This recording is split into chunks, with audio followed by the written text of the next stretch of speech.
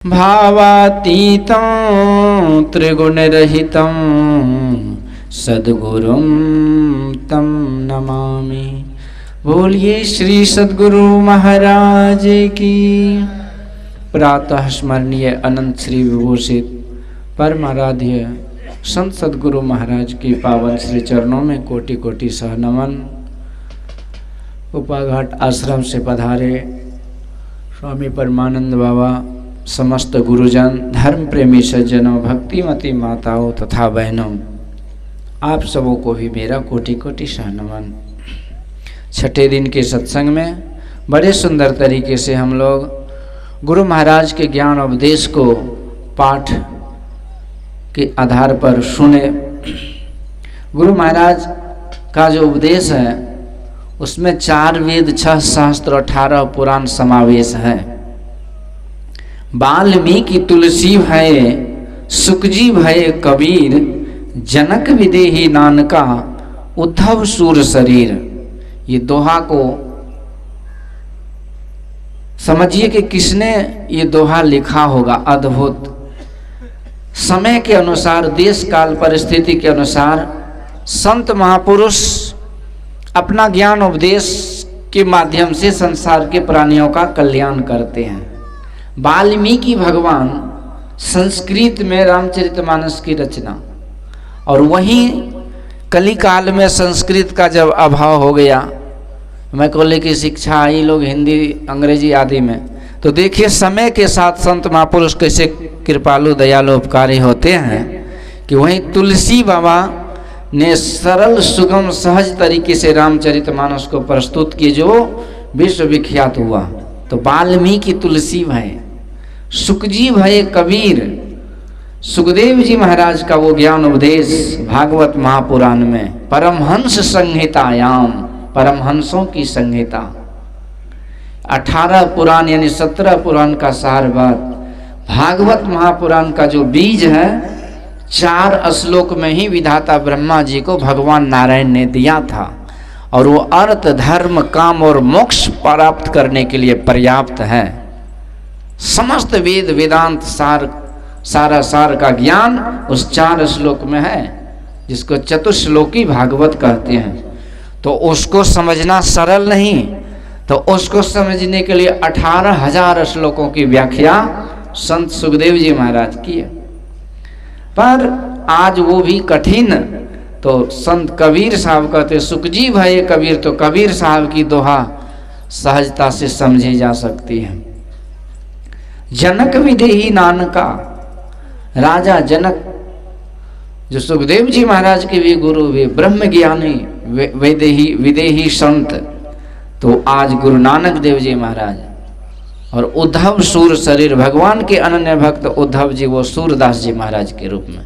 तो इसी तरह यदि हम कह लें कि उस परिवेश में जो भगवान बुद्ध हुए थे आज वही गुरु महाराज के रूप में है, तो ये भी बिल्कुल सही है। श्री सद्गुरु तो बिल्कुल जो हिंदी भाषा का सरलीकरण, मतलब भारतीय भाषा का सरलीकरण जितना हो सकता है मैक्सिमम उतना गुरु महाराज कर दिए हम साधारण जीवों के लिए, जो गांव देहात में पिछड़े हैं, गांव जहाँ तहाँ है, जिसको कोई समझाने वाला पढ़ाने वाला नहीं है, तो वो भी सरलता से एक गूढ़तम गहन विषय को समझ ले और उसको जीवन में उतारे।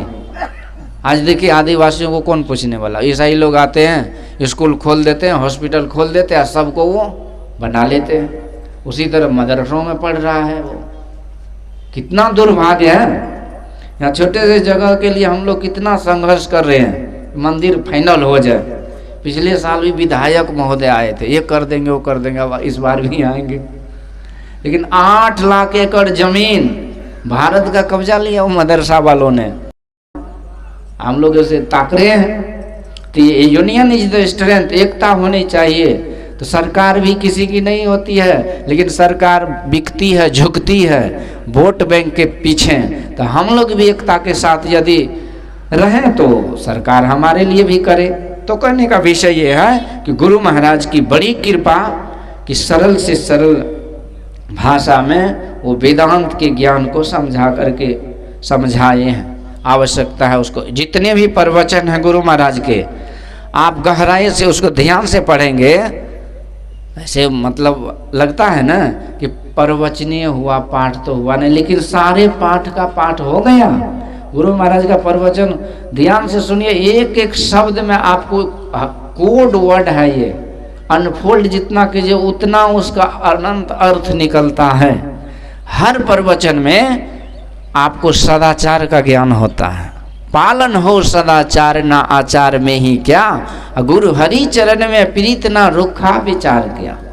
हर प्रवचन में एक भक्त का सुंदर सा ज्ञान उपदेश मिलता है। हर एक प्रवचन में ईश्वर स्वरूप की चर्चा आ जाती है। हर एक प्रवचन में आपको बिंदु नाद ध्यान।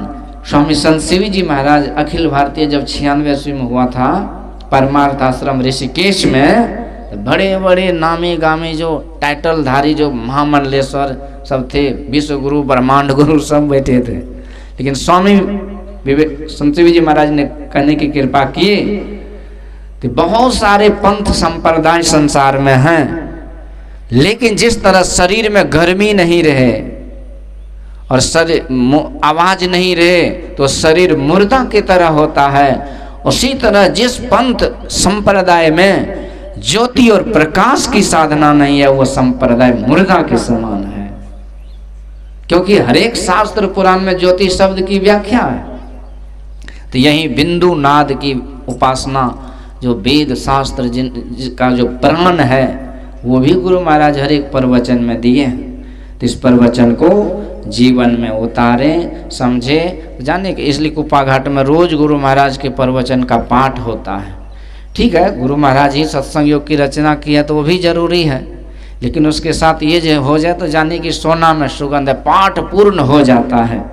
तो इस तरह से हम लोगों ने गुरु महाराज के ज्ञान उपदेश को सुना, पर थोड़ी सी उदासी क्यों कट रही जानते हैं? कोई सज्जन है ना, उसका राम नाम सत हो गया तो होता है। देखिए, मरने से कोई शुभ अशुभ नहीं होता है, वो तो मरना था, मरे ही गए, लेकिन दूसरे को जगा के जाते हैं। दो बातों को मत भूलो, जो चाहो कल्याण, नारायण एक मौत है, दूजो श्री भगवान।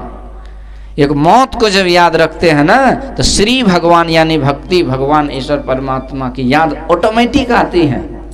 नचिकेता जम के द्वार गया और जम देवता कहते तुम्हारी आयु अभी शेष है बालक, यहाँ तो मरने आयु पूरा होने के बाद ही आया जाता है, तुम लौट के चला जा। नचिकेता कहते हैं गुरुदेव मुझे आत्मज्ञान का उपदेश कीजिए। तो बहुत बरगलाया, बहकाया, मतलब प्रलोभन दिया गया जम देवता के द्वारा, लेकिन नचिकेता टस से मस नहीं हुए और इस तरह से नचिकेता को आत्म तत्व का ज्ञान प्राप्त हुआ। कहने का मतलब कि जम देवता क्या है? मृत्यु का प्रतीक है। जब सामने मृत्यु दिखाई देता है तो सब कुछ प्यारा लगता है, इसलिए छुदका नहीं है। एक जगह मैं गया था कथा में, समझे, मधेपुरा जिला में जम के कथा हुआ, पूरा हजारों की भीड़ थी, कथा हुआ। अब वहीं पर घोषणा भी हो गया कि अगले साल भी इससे भी बढ़िया कथा कराएंगे। मैं तो एकदम गदगद हो गया कि चलो इस बार भी हो गया, आगे भी हो जाएगा, मतलब पेट भर गया। फिर वो निमंत्रण दे दे कि अगले महीना भी खिलाएंगे, तो कितनी खुशी। लेकिन जिस दिन मैं आ रहा था ना, अब गाँव घर में तो बिजली किसी की तो है नहीं ना, हमारे घर में तो हमको कुछ नहीं करे ऐसी तो बात नहीं। अब बिजली का करंट किसी ग्रिल में लगा, एक आदमी से पकड़ के खोल रहा था, पकड़ा तो पकड़े रह गया, वो पकड़ के गुजर गया।